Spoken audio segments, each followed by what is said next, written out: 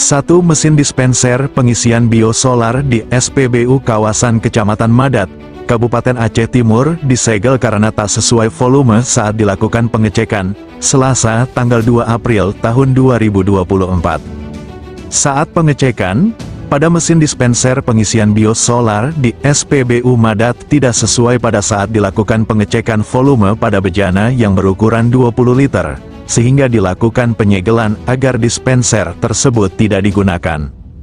Pengecekan sejumlah SPBU yang ada di wilayah hukum Polres Aceh Timur ini dipimpin langsung oleh Kasat Reskrim Polres Aceh Timur Ibtu Muhammad Rizal pada Senin siang. Hal ini dilakukan sebagai upaya untuk mengantisipasi terjadinya kecurangan oleh pihak SPBU yang bisa merugikan masyarakat. Rizal menyebutkan, saat ini menjelang Lebaran Idul Fitri 1445 Hijriah di mana tingkat kebutuhan bahan bakar akan meningkat. Hal ini jangan sampai dimanfaatkan oknum pengusaha untuk mendapatkan keuntungan lebih dengan cara berbuat curang. Pengecekan terhadap SPBU yang ada di wilayah hukum Polres Aceh Timur sebagai antisipasi terjadinya kecurangan, kata Rizal.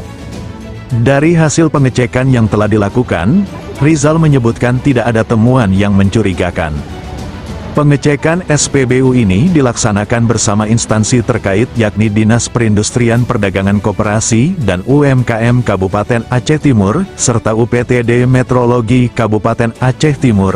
Menurut Penera UPTD Metrologi Kabupaten Aceh Timur, apabila ada yang mencampur atau menempelkan suatu alat di mesin SPBU maka akan dikenakan pidana. Kasat Reskrim juga mengimbau kepada masyarakat yang menemukan sesuatu yang janggal dan mencurigakan di SPBU, maka untuk segera melaporkan kepada kepolisian.